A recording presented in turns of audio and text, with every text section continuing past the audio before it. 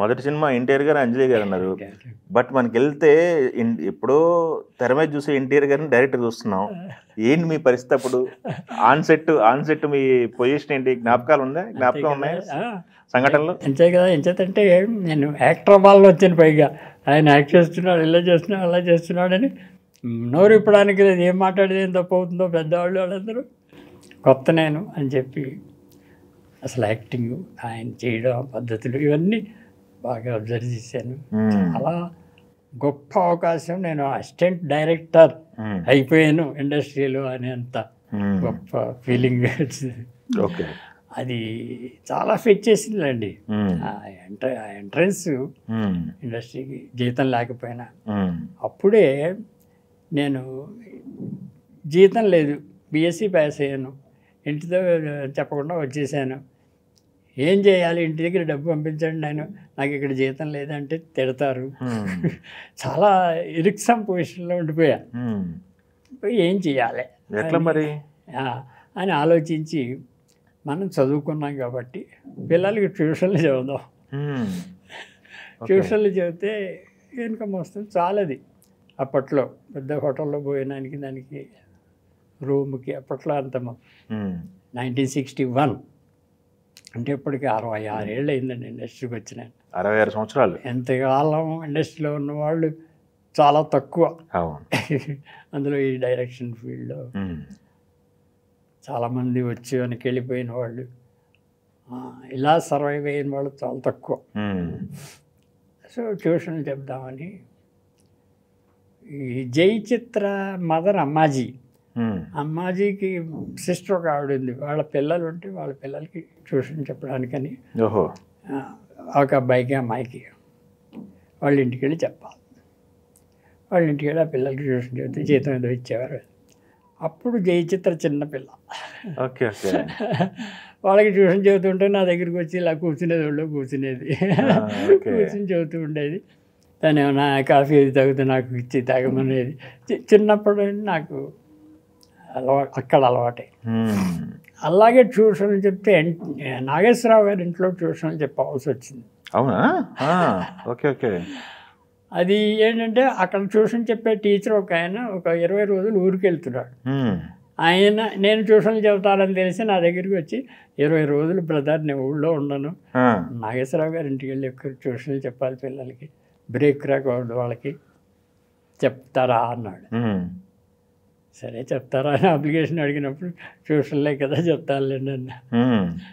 20 రోజులు నాగేశ్వరరావు గారి ఇంటికి వెళ్ళి పిల్లలకి ట్యూషన్ చెప్పారండి. ఎవరు అప్పుడు ముగ్గురు పిల్లలు.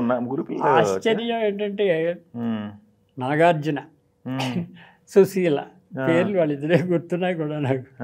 పెద్ద అతను వెంకట్, ఇక్కడ పెద్ద అతను నాకు అది గుర్తులేదు కానీ వీళ్ళిద్దరి పేర్లు ఇప్పుడు ఉన్నవాళ్ళు. వాళ్ళ ఇంటికి వెళ్ళి పిల్లలిద్దరికి కొట్టికి తిట్టు చేయడం 20 రోజులే ట్యూషన్ పిల్లలకి ట్యూషన్ చెప్పాను. ఓకే. 20 రోజులు చెప్పి అతను వచ్చాడు, నేను వెళ్ళిపోతున్నానని చెప్పి అన్నపూర్ణమ్మ గారు వచ్చి నాకు 200 ఇచ్చాడు చేతికి. Okay okay. వద్దండి ఆయన కోసం వచ్చాను నేను, నాకేం వద్దు ఆయనకి ఇచ్చేయండి అంటే లేదు మిమ్మల్ని ఊరికి పంపించకూడదు, మా ఇంటికి వచ్చి చెప్పారు అని బలవంతంగా 200 ఇచ్చారు పాపం వాడే. 200 ఇచ్చారు.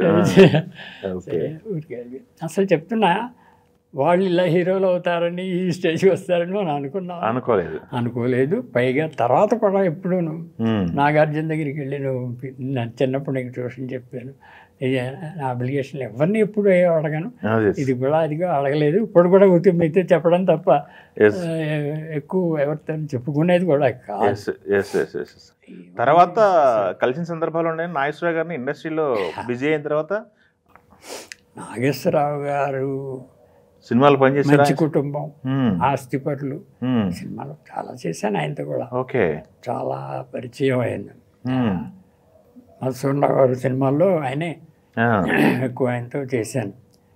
చేసి ఆమె ఇప్పుడు ఒక 10 ఏళ్ల క్రితం ఎప్పుడో ఒకసారి ఎస్వి రంగారావు గారు స్టాచ్యూ పెడతామని విజయవాడ నుంచి మా ఫ్రెండ్స్ వచ్చారు.